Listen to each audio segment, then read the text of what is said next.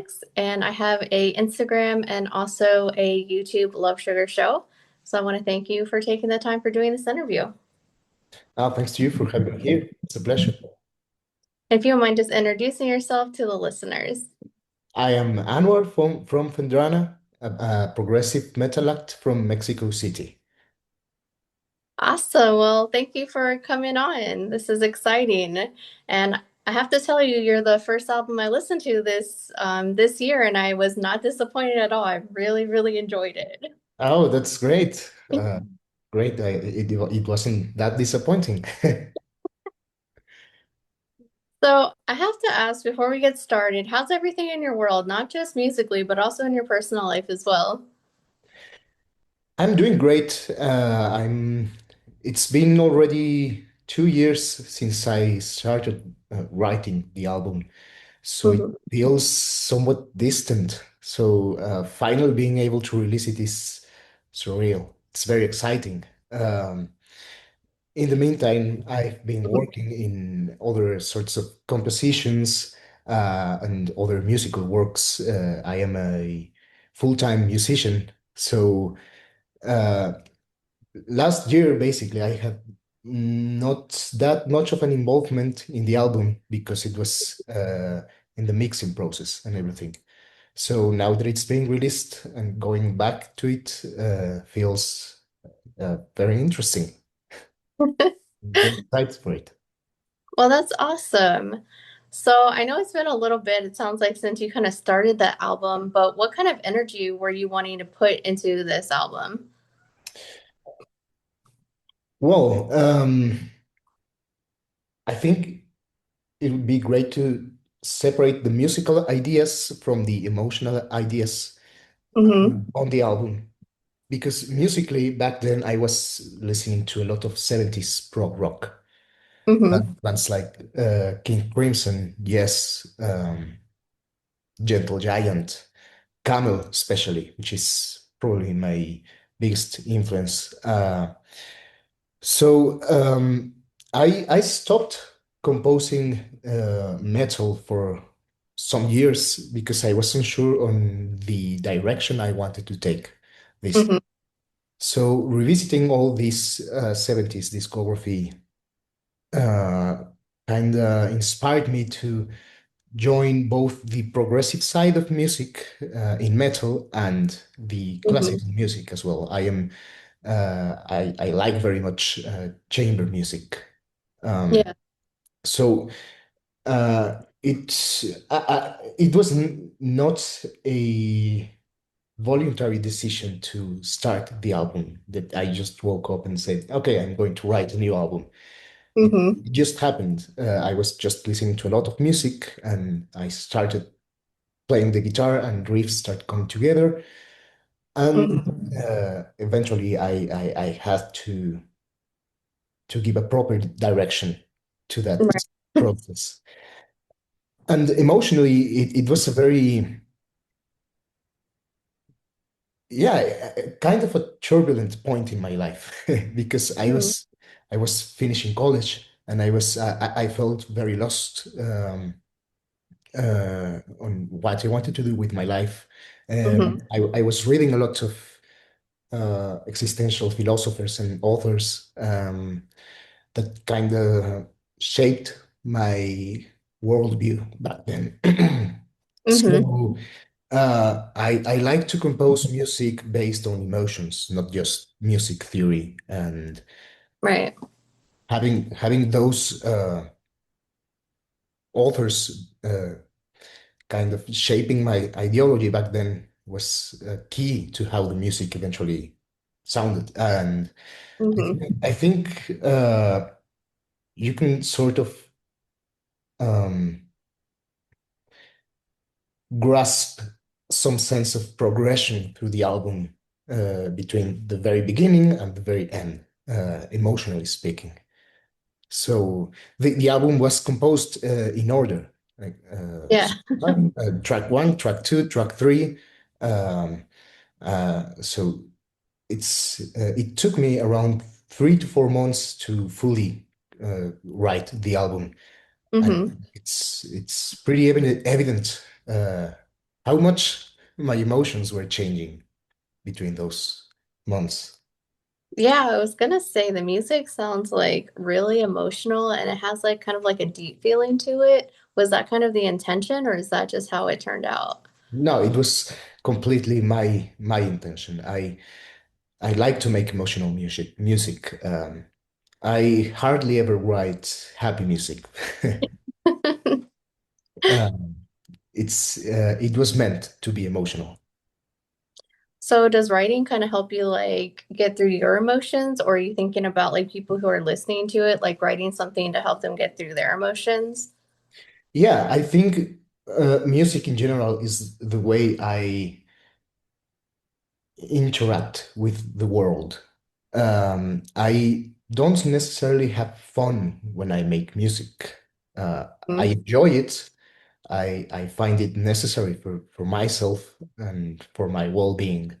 But it's not a hobby. It's not something I do for fun. It's something I do out of necessity.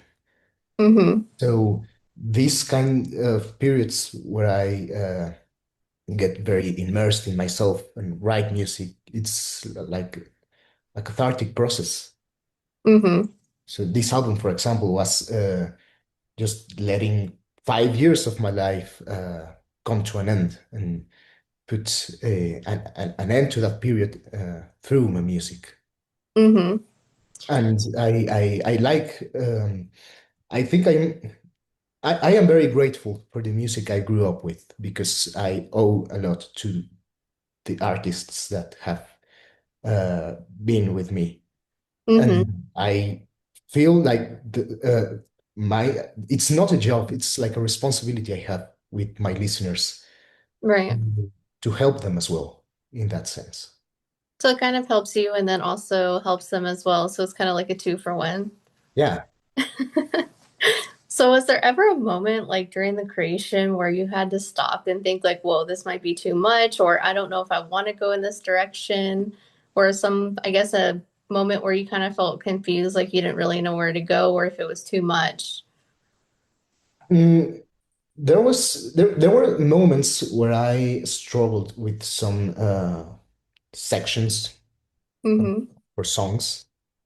Sentience in particular was a very difficult song to finish.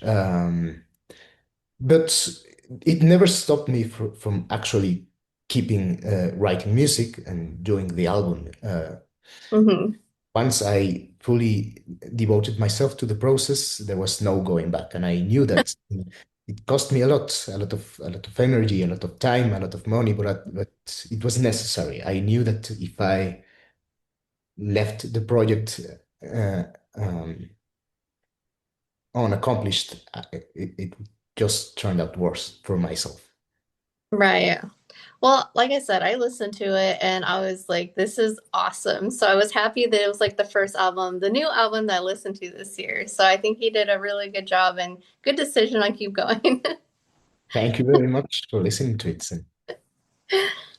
So I know you mentioned that there were a few songs that you had some trouble with. What was the issue that you had with it, and how did you kind of like figure out how to push through it? Sentience, for example,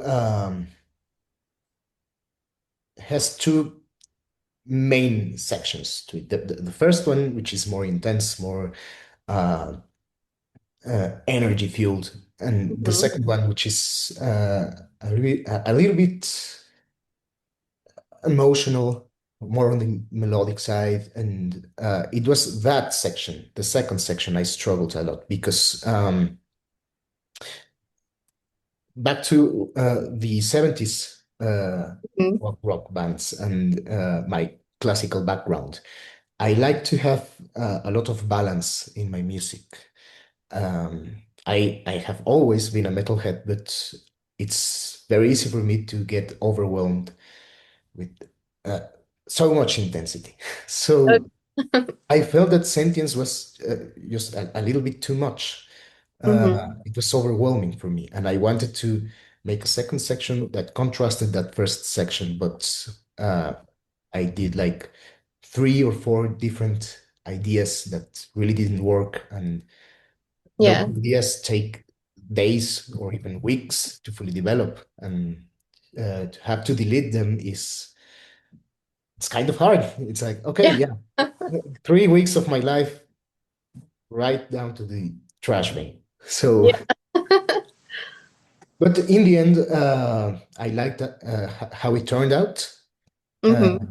it was more intense than I expected. I listen to Sentience and I sometimes get overwhelmed, still to this day. But I think the song is what it needs to be, what the song asked itself to be. I let the music take the direction it needs instead of myself trying to force something. That has a lot to do with how I approach classical music and 70s prog rock as well, because um, those kind of genres are so versatile. Oh, There's yeah. there's there are so many musical proposals in uh, one, two songs, which are so long that can take a whole album. And Hmm. those ideas need time to fully develop, to fully being introduced, and they are not always very uh, straight to the point. And I felt that Sentience was going that way, and that made me a little bit unhappy. But in the end, I think uh, it turned out fine. And the effigy was also hard because it is a very long song, and Yes. it has a rather long middle section with a lot Hmm. of bows and uh, strings, effects, and everything. And Hmm. I was a little bit nervous of devoting so much time to that section to the point where it might turn boring to the listener. Mm. Uh, but Yeah. again, I decided to let the music itself take the path it needed. So yeah, Hmm. it's like I think Yeah. 7 minutes of basically atmosphere, and it was hard to uh, like to find the balance between what I want and what people would expect from that song. Yeah, honestly, for being a longer song, I think that's kind of like the thing you run into it. Like either it's going to be the same thing over and over, or it's going to be unique. But honestly, listening to that song, I'm like, oh, it's 8 minutes already? No problem. This is good. Oh, great. It was done really well. That's a relief. And So, for this type of, I guess, genre, kind of like post-black metal, it often gets labeled as like cold or like distance. Do you think it's like a misunderstanding? No, not necessarily. It is a cold subgenre. But a great thing about black metal in general is that it's very versatile. When you Hmm. think of death metal or thrash metal or power metal, you very well know what to expect. Yeah. In, with black metal, it's a bigger spectrum. Uh, there's a whole world of difference between mayhem and I don't know death heaven Yeah. or Burzum or Alcest, for example. Hmm. So I think the element that makes the black metal world more cohesive is the atmosphere, which Yeah. tends to be colder. So I don't think it's a misunderstanding of the genre, but nonetheless, it can be versatile. Yeah. What I learned about black metal, because I got into black metal last year, is it's very different. Like you said, like it's not just all like Hail Satan stuff. It's like, very different. Like it can be really rocky, it can be like atmospheric. And I'm like, wow, like I'm a huge fan of black metal now because, I kind of got into it and then I listened to your album, like, wow, this is really good. It's exciting. Yeah, once you go in, there's no turning back. Right. Well, guess we'll just go in deeper then. Yeah, I remember the first time I listened to black metal. There was no. no coming back. I didn't know what I was getting into. And it's amazing because all the time there are just new bands, new proposals, and it never gets old. It's honestly a very beautiful subgenre. Yeah, so warning label for anyone who's not into metal, once you go down the metal road, you just keep going. Yeah. So for someone who's listening to this album for the first time, what would you want them to know, and what would be the first song you would recommend they listen to? Hmm. The first song I would recommend would be Cathexis, the title track, just Hmm. because I think it's the most straightforward song, but it's also very versatile and it encapsulates most of the ideas in the album to some extent. Hmm. Um, and I would recommend a lot of patience. Y- uh, Hmm. I I made the album with the intention of listening to it from beginning to end. That's how I like to listen to albums. Hmm. So I would recommend just devoting 40 minutes of your time to sit down, listen to the music. Don't be on your cell phone. Don't be working or at the gym. Just listen to the music, sit down, and bring back that tradition of actually listening to music instead of background noise. Yes, I think that's a great thing. I think less time on your cell phone's great, and I think it's just nice to be able just to relax and really get into the music because it's a way different experience than if you're on your phone versus you're just there really listening to it, like actively listening. So very good advice. So when people listen through the album, I think I would describe it as an experience, but what do you hope that people take away when they finish from start to end? I think an experience is a very good way to describe it. I like to think of music as a dialogue uh, Hmm. between the musicians and the listeners. So if you're listening to the album while working out or while doing other duties, Hmm. you're not really interacting with the musician. You're just letting the musician ramble on and on and on, and there's nothing from you back to the to the actual music. Hmm. So sitting down and actively listening to the music, thinking about it, analyzing it, repeating sections, trying to make a sense of the music for yourself, like a personal interpretation of the music. It's very important. That's what I want with my music, to have a dialogue with other people. I could have my emotions and my ideas when making the music, Right. but those interpretations would be very different for each listener, and that's I think the magic of it, that everyone can have its own interpretation of the Hmm. music. But that only happens if there's a dialogue between the two. For sure. And talking about dialogue, were there any collaborations that happened in this album with other artists?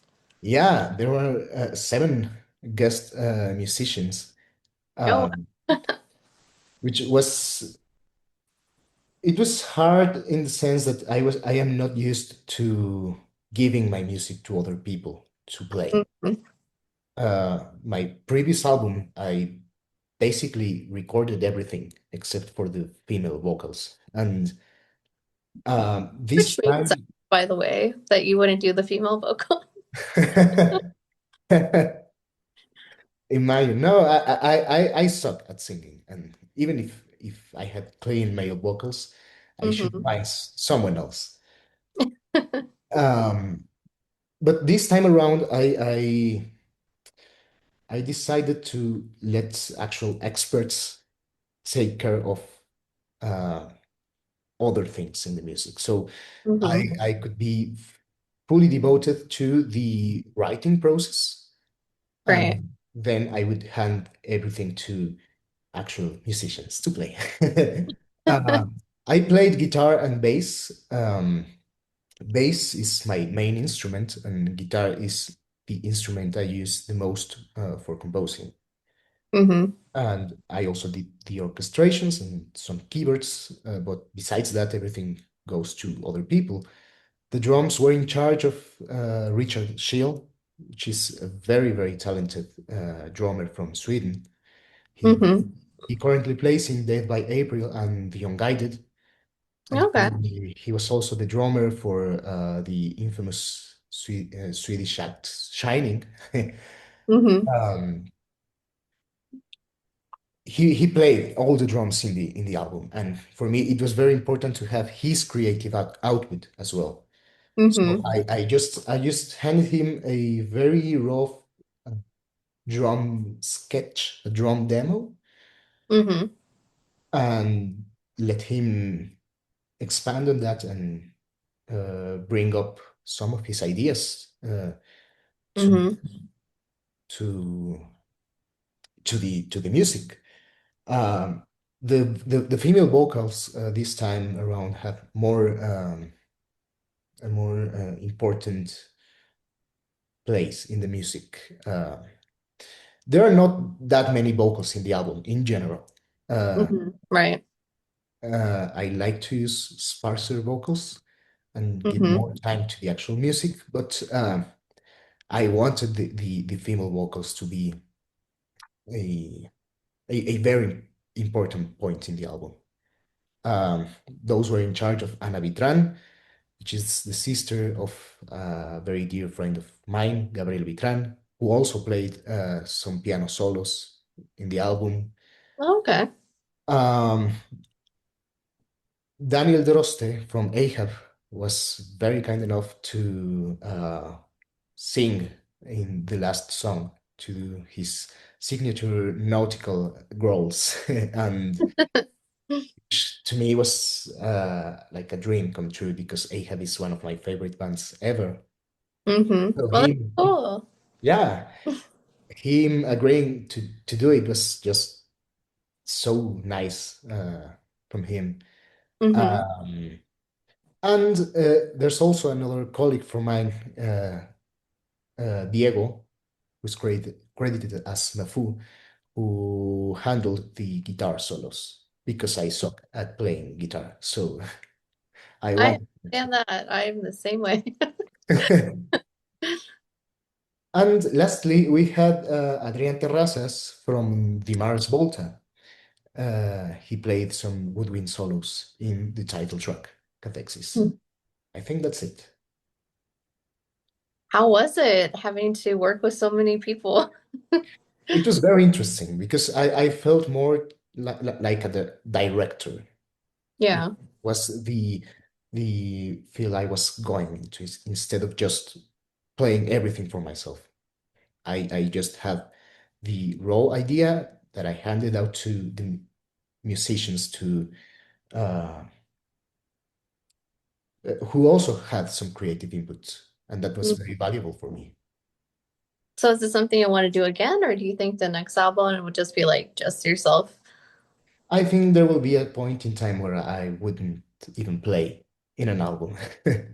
Just kind of like direct or just like not? Just kind of write the music and maybe play the bass because I love playing bass. But yeah, I didn't want to sing, Yeah. by the way. I also did the growls, but I didn't want to. I hate my vocals, and I went through a lot of prospects, but in the Mm-hmm. end, none of them were available to do the parts. Yeah. So I reluctantly had to sing, which in the end, I think it turned uh, better than expected. I think it turned out great. So, you know, I can listen through the album and not die of cringe, which is a that's good good, right? sign. So I have improved, but yeah, I didn't want to sing. I just wanted to play bass and guitar. That's it. And then one final question here for you. Is there anything you want to say to, I guess, past fans, anyone interested in listening to the album, or any thank you, shout outs you want to give? Thank you and shout outs to everyone who had any sort of involvement in the album around the world, be it guest musicians, producer, mixer, engineer, uh, my friends around the globe who have been very supportive and patient with all the questions I make to them. Uh, and yeah, I would just invite you to listen to the record in a proper environment. Take your time and enjoy it. Well, awesome. Well, if you don't mind just sharing where everyone can get the album, and it also does come out on February 6th as well. So you guys do have to wait a little bit before you can get your hands on it. Yeah, but it will be available on every streaming platform, Spotify, Apple Music, and you can also buy a digital copy or a physical copy of the album on our Bandcamp. Uh, and you can find us on Instagram and Facebook as Phendrana. Well, awesome. And I'll leave all the links for everything down below. So you guys have no excuse. It's literally one click and you're there. Well, I want to thank you so much for taking your time for doing the interview with me. Thank you very much, Alex. It was a pleasure being here.